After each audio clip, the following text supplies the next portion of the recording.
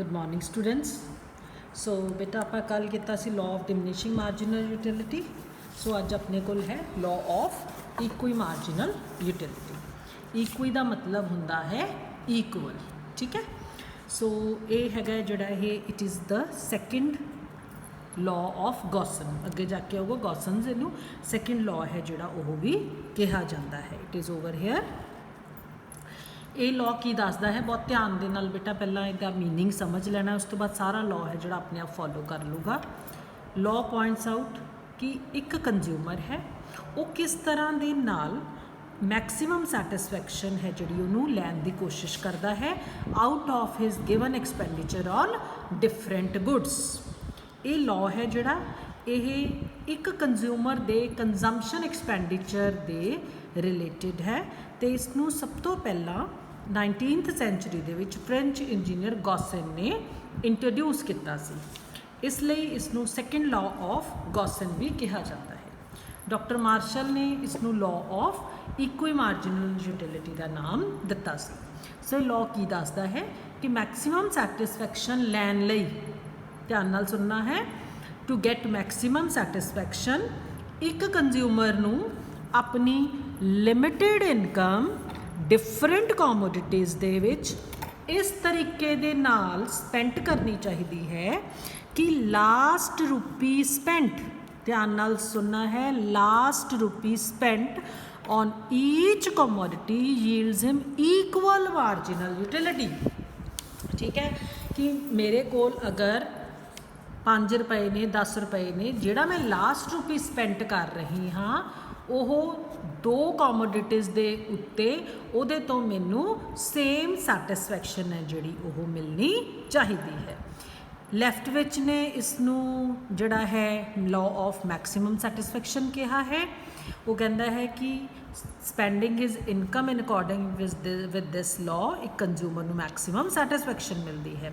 Professor हिबडन ने इसनू law of rational consumer कहा सी कि एक रैशनल एक सियाणा कंज्यूमर किहड़ा है जिहड़ा अपनी लिमिटेड इनकम दे विचों मैक्सीमम सैटिस्फैक्शन लैन की कोशिश करता है। इसनू लॉ ऑफ सबसटीट्यूशन भी कहा है। सबसटीट्यूशन का मतलब देखो हुण मेरे को 2 कॉमोडिटीज़ ने, मैं एक कॉमोडिटी नू क्यों सबसटीट्यूट कर रही हाँ क्योंकि मैनू उहदे कंपैरिजन दे विच दूसरी तो ज़्यादा सैटिस्फैक्शन मिलती है। एक कंज्यूमर कदों तक गुड्स नू सबसटीट्यूट करता रहूगा जदों तक उसनू हायर मार्जिनल यूटिलिटी है जी उहदे लोअर मार्जिनल यूटिलिटी वाली गुड के बदले हायर मार्जिनल यूटिलिटी वाली गुड मिलती रहती है। लॉर्ड रॉबिन्स ने इसनू लॉ ऑफ इकनॉमिक्स का नाम दिता सी। क्यों दिता सी? क्योंकि यह law production, consumption, exchange, distribution, public finance सारिया ही जिहड़े सैक्शनस ने उन्हां दे उत्ते अपलाई होंदी है। डेफिनेशन बेटा डॉक्टर मार्शल की भी हैगी है, सैमुअलसन की भी हैगी है। सैमुअलसन के नाल इक्वेजन हैगी है। What Samuelson says a consumer gets maximum satisfaction कदों जदों रेशो मतलब इस तरह के नाल डिवाइड दे विच बेटा one ratio of marginal utilities of all commodities and their prices equal. पहली गुड तो मार्जिनल यूटिलिटी डिवाइडेड बाय पहली गुड का प्राइस, दूसरी गुड की मार्जिनल यूटिलिटी डिवाइडेड बाय दूसरी गुड का प्राइस, तीसरी गुड की मार्जिनल यूटिलिटी डिवाइडेड बाय तीसरी गुड का price. It should be equal. इसका मतलब मैनू मैक्सीमम सैटिस्फैक्शन कदों मिलूगी जदों मैं डिफरेंट कॉमोडिटीज़ नू कंज्यूम करके मैनू उन्हां तो सेम सैटिस्फैक्शन मिलूगी। हुण जे असी ये अज्यूम कर लीए कि प्राइसिस सेम ने, जे डिनोमीनेटर सेम हो जान तो बच्चे न्यूमीनेटर सेम हो जाते हैं। So MU1 will be equal to MU2 will be equal to MU3। So here MU1 is what? Marginal utility of first, marginal utility of second, marginal utility of third commodity, and P1, P2, P3 are prices of first, second and third commodity respectively। ठीक है बच्चे। सो बहुत ध्यान दे नाल, क्योंकि जिन्नी देर तक रजे थानू जड़ियाँ लॉ की मीनिंग नहीं ना समझ आता हैगा तुसी लॉ नू एक्सप्लेन है जोड़ा वो नहीं कर सकते। सो थोड़े लॉ की जी एक्सप्लेनेशन है वो बेसिकली डिपेंड करूगी थोड़ी समझ दे वो जिहड़ा लॉ है वो थानू की एक्सप्लेन करने की कोशिश कर रहा है। ठीक है, so now will come on the assumptions. First assumption है बेटा कार्डिनल मैजरमेंट है जी यूटिलिटी की पॉसिबल है। कार्डिनल मैजरमेंट 1 2 3। ठीक है, सेकेंड एजम्पशन कंज्यूमर रैशनल है। रैशनल का मतलब कंज्यूमर सियाना है, वो मैक्सिमम सैटिस्फैक्शन है जी वो अपनी कॉमोडिटी तो लैन की कोशिश करूँगा। थर्ड है इनकम है कंज्यूमर की वो कॉन्सटेंट रहिंदी है। इनकम कॉन्सटेंट का मतलब है कंज्यूमर की इनकम फिक्सड होगी तो कॉन्सटेंट होगी। फोर्थ है marginal utility of money constant होगी। प्राइसिस ऑफ कॉमोडिटी कॉन्सटेंट होणगियां। कॉमोडिटी नूं तुसीं स्मॉल यूनिट्स विच डिवाइड कर सकोगे। जे इस कॉमोडिटी नूं स्मॉल यूनिट्स डिवाइड कर सकोगे तो ही तुसीं इनकम नूं भी स्मॉल यूनिट्स लाइक 1 2 3 रुपये दे विच डिवाइड कर सकोगे। लास्ट है consumption takes place at a given time period. Consumption एक टाइम पीरियड ते ही होगी, उसका मतलब है कॉन्टीन्यूअस कंजम्पशन होगी। हुण बच्चे टेबल बनया होया है, टेबल नूं पहला चंगी तरह समझ लैने हैं, उस तो बाद थानू डायग्राम समझ आ जाएगी टेबल के कॉरस्पॉन्डिंग। ठीक है, सो सी हियर मेरे को 5 रुपए ने 1 2 3 4 एंड 5th रुपी। ठीक है, मैं दो कॉमोडिटीज़ कंज्यूम कर रही हाँ मैंगोज तो मिल्क। जे मैं पहला रुपया मैंगो के उत्ते खर्च करना है मैनू 12 यूटिलिटी मिलती है। ठीक है, हुण आ गया दूसरा रुपया।